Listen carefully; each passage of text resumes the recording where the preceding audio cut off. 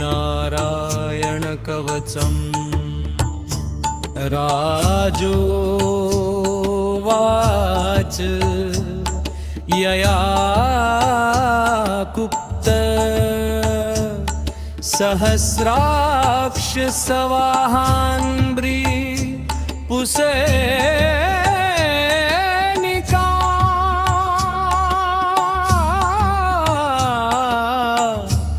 क्रीडन्निव विनिर्जित्य त्रिलोक्या बुभुजे श्रियम्।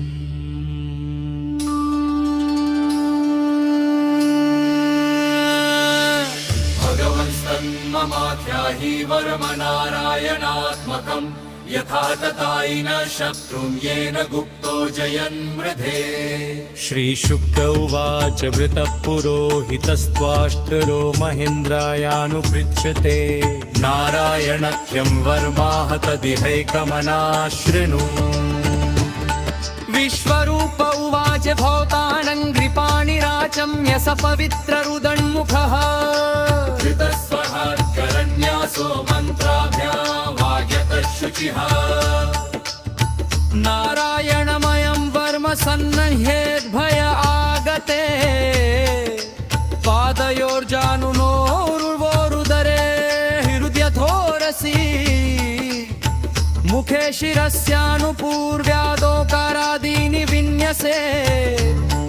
ॐ नमो नारायणायेति विपर्ययमथापि वा करन्यासं तत कुर्याद् द्वादशाक्षर विद्यया प्रणवादियकारान्तमन्गुल्यङ्गुष्ठपर्वसु न्यसेद्हृदय ओङ्कारं विकारमनुमूर्धनि शकारं तु भ्रुवोर्मध्ये लकारं शिखया दिशेत्। वेकारं नेत्रयोर्युञ्जान्नकारं सर्वसन्धिषु मकारमस्त्रमुद्दिश्य मन्त्रमूर्तिर्भवेत् बुधः। सविसर्गं फडं तत्तत्सर्वदिक्षु विनिर्दिशे। ॐ विष्णवे नमः इति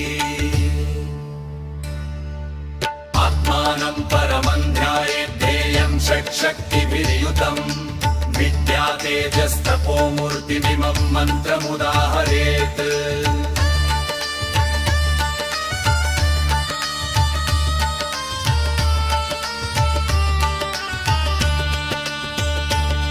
ॐ हरिर्विदध्यान्मं सर्वरक्षा न्यस्ताङ्घ्रिपद्मपतगेन्द्रपृष्ठे दरारिचर्मासि गदेषु चाप पाशां दधानोऽष्टगुणोऽष्टबाहुः। जलेषु मां रक्षतु मत्स्यमूर्ति यादो गणेभ्यो वरुणस्य पाशात्। स्थलेषु मायावटुवामनो व्यात् त्रिविक्रम हेवतु विश्वरूपः। दुर्गेष्वटव्याजी मुखादिषु प्रभुः पायान् नृसिंहोऽसुरयूथपारिः। विमुज्नचो यस्य महाट्टहासं दिशो विनेदुर्न्यपतंश्च गर्भाः। रक्षत्वसौ माधवी यज्ञप्रभा सवंश्रयोन्नीतधरो वराहः। रामोद्रिकूटेष्वथ विप्रवासे स लक्ष्मणो व्याद्भरताग्रजोः स्म।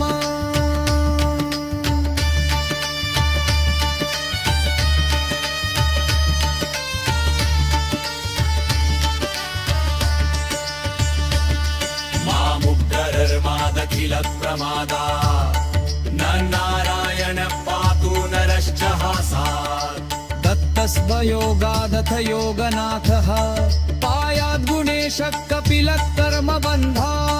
सनत्कुमारोऽवतु कामदेवा भयशीर्षा मां पथि देवहेलनात्। देवर्षिवर्यः पुरुषार्चनान्तरा कूर्मो हरिर्मान्निरयादशेषा। धन्वन्तरिर्भगवान् पात्वपथ्या दद्वन्वद्भयादृशभो निर्जितात्मा यज्ञश्च लोकादवतान्द्रनां पा दलोगणात् क्रोधवशादहीन्द्रः द्वैपायनो भगवान् रथगोदा बुद्धस्तु पाखनडगणं प्रमादा कल्किकले कालमलात् प्रपातु धर्मावनायोर्कृतावताररः मा केशवो गदया प्रार्दरभ्या गोविन्दा सङ्कवमात्तवेणु नारायण आणौदात्तशक्ति भक्त्यङ्गिने विष्णुरनीन्द्रपाणिः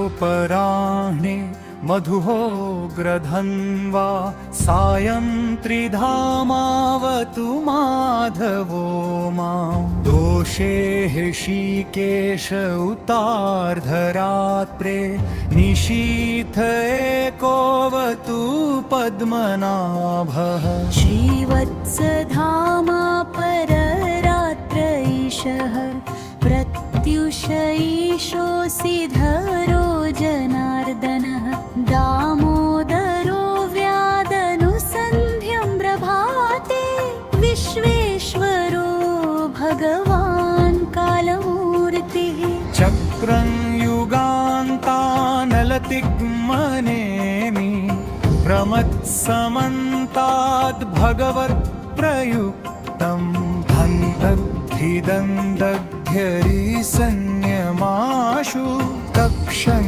यथा वातसखो हुताशः गदेयशनिस्पर्शन विस्फुलिङ्गे निष्पिण्ढि निष्पिण्ढजितप्रियासि कूष्माण्डवैनायकयक्षरक्षो भूतग्रहांश्चूर्णय चूर्णयारि त्वं यातु धानप्रमथ प्रेतमातृ पिशाच विप्रग्रह घोरदृष्ट दरेन्द्रविद्रावय कृष्णपूरितो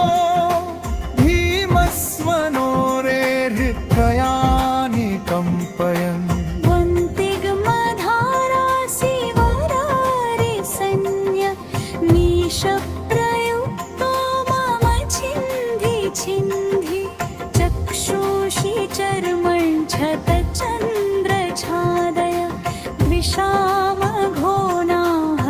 पापचक्षुषाम् यन्नो भयं ग्रहेभ्यो भूत्केतुभ्यो नुभ्य एव च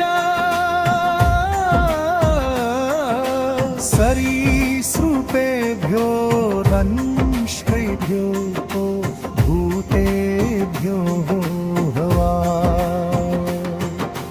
सर्वाण्येतानि भगवन्नामरूपास्त्रकीर्तना प्रयान्तु संशयं सद्यो येन श्रेयः प्रतीपका अरुणो भगवान् स्तोत्रस्तो भश्छन्दोमय प्रभु रक्षत्वशेषकृच्छ्रेभ्यो विश्वक्सेनः स्वनामभिः सर्वापद्भ्यो हरेर्नामरूपयानायुधायिन बुद्धीन्द्रियमनः प्राणान् पन्तु पार्षदभूषणा रथा हि भगवानेव वस्तुतः सच्चयत् सत्तेनानेन नः सर्वे यान्तु नाशमुपद्रवा काप्यानुभावानां विकल्परहितः स्वयं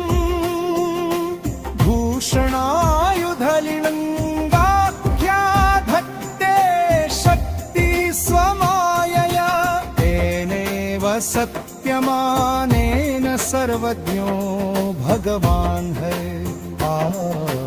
पातु सर्वैः स्वरूपैर्नः सदा सर्वत्र सर्वगः विदिक्षु दिक्षूर्ध्वमधः समन्ता दन्तर्बहिर्भगवान् नारसिंहः अहाभयं तनोकभयं स्वनेन स्वतेजसाग्रस्त समस्पतेजा मघवन्निदमाख्यातं वरनारायणात्मकम्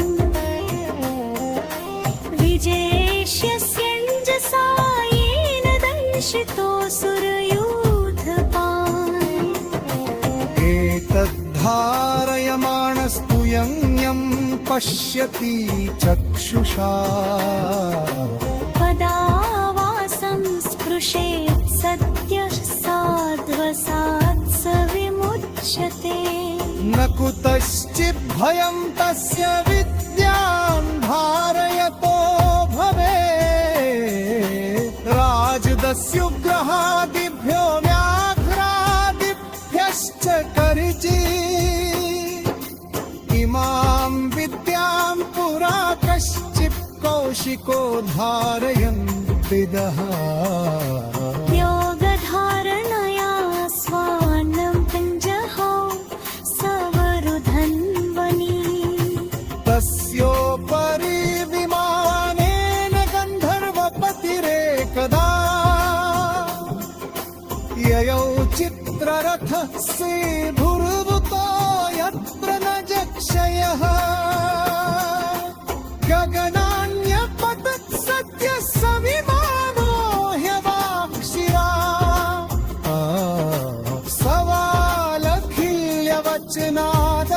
सवालखिल्यवचनादस्थीयादाय विस्मितः कास्यत्रारची सरस्वत्यां स्नात्वा धाम स्ववन्मना श्रीशुक उवाच यैदंशुयत्कारेणो धारति जालितः तन्नमस्यन्ति भूतानि गच्छति सर्वतोभरात् भागवत महापुराणे तारवस्यां संविधाय शुष्कस्कन्धेराराय वरमतथनं नावाष्टनोऽध्याय